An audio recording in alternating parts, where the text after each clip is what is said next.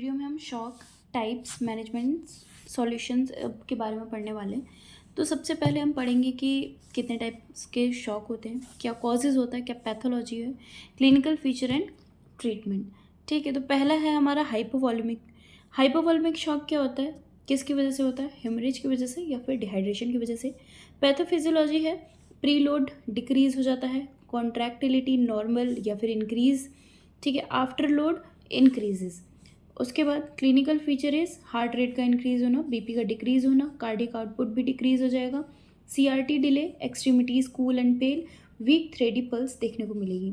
तो हम इसका ट्रीटमेंट कैसे कर सकते हैं, prevent losses, secure large bore IV access, fluid resuscitation with crystalloids.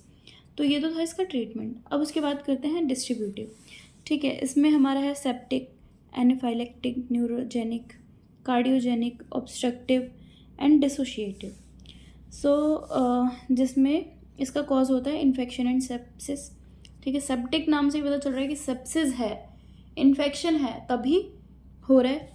ठीक है, प्रीलोड डिक्रीज हो जाएगा, कॉन्ट्रैक्टिलिटी नॉर्मल या फिर डिक्रीज हो जाएगी और आफ्टर लोड भी डिक्रीज हो जाता है। हार्ट रेट इंक्रीज होगा, बीपी डिक्रीज होगा, सेम इसके जैसा कार्डियक आउटपुट भी डिक्रीज हो रहा है। ठीक है, CRT flash delayed, extremities warm और पिंक हो जाएंगी। उसके बाद आईवी एंटीबायोटिक्स फ्लूइड्स देंगे as a treatment, IV noradrenaline drug of choice. ठीक है, तो ये तो था हमारा इसका ट्रीटमेंट सेप्टिक के कंडीशन में। नेक्स्ट आता है हमारा एनाफाइलेक्टिक। एनाफाइलेक्टिक मतलब ये होता है एनाफाइलेक्सिस, प्रीलोड डिक्रीज होता है, कॉन्ट्रैक्टिलिटी वेरिएबल रहती है, आफ्टर लोड डिक्रीज हो जाता है। तो इन तीनों में एक चीज़ सबसे ज़्यादा कॉमन थी, वो थी प्रीलोड का डिक्रीज होना, और आफ्टर लोड इन दोनों में डिक्रीज हो रही है पर इसमें इंक्रीज हो रही है। उसके बाद हार्ट रेट इन तीनों में ही इंक्रीज हो रहा है और बीपी डिक्रीज हो रहा है in case of shock. Cardiac output भी डिक्रीज हो रहा है क्योंकि हार्ट रेट इंक्रीज है और बीपी डिक्रीज है, तो कार्डिक आउटपुट भी डिक्रीज हो जाएगा। सीआरटी फ्लैश डिलेड, एक्सट्रीमिटीज़ बहुत ही वार्म देखने को मिलेंगी।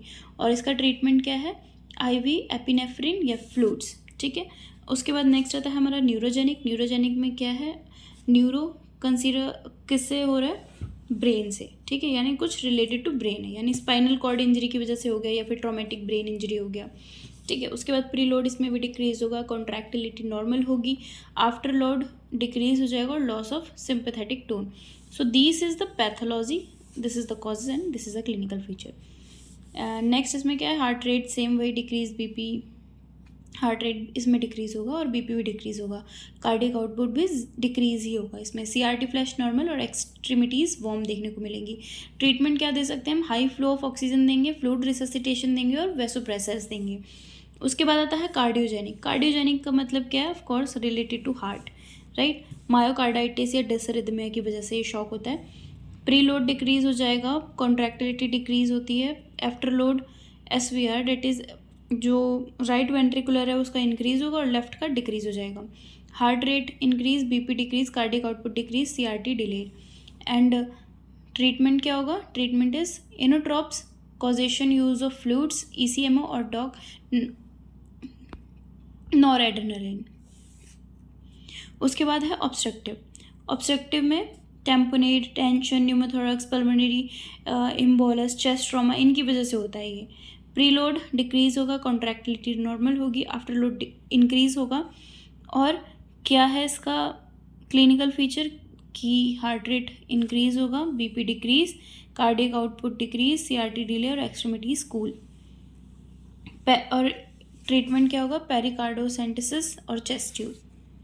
नेक्स्ट इज डिसोशिएटिव, यानी कार्बन मोनोऑक्साइड की पॉइजनिंग और साइनाइड। पैथोलॉजी वेरिएबल हो सकती है इसकी, सिम्टम्स जो देखने को मिलेंगे वो है हार्ट रेट इंक्रीज हो जाएगा, बीपी नॉर्मल भी हो सकता है और इंक्रीज भी हो सकता है। बीपी बढ़ रहा है, कार्डियक आउटपुट अब इंक्रीज हो जाएगा, सीआरटी नॉर्मल, एक्सट्रीमिटीज नॉर्मल। और ट्रीटमेंट क्या है, एंटीडोट, हाइपरबेरिक ऑक्सीजन थेरेपी। अब इसमें है टाइप ऑफ शॉक्स और उसका मैनेजमेंट। ठीक है, किसी भी तरीके का शॉक होगा, ऑल टाइप ऑफ शॉक, उसका मैनेजमेंट ये है, increase perfusion of vital organs, increase peripheral perfusion, decrease myocardial oxygen demand and workload, relieve pulmonary congestion, correct acid base imbalance and ensure adequate oxygenation. उसके बाद है अगर cardiogenic shock हो रहा है then administer an inotropic medication such as dopamine, मिलेरिनोन और इनएमिडोन. उसके बाद अगर हाइपोवॉल्यूमिक शॉक है then increase intravascular volume with the appropriate solution such as blood or blood product, colloid preparation, a plasma expander or a crystalloid solution. Next is distributic shock और anaphylactic shock है तो administer adrenaline and antihistamine. तो ये तो था type of shock और उसका management.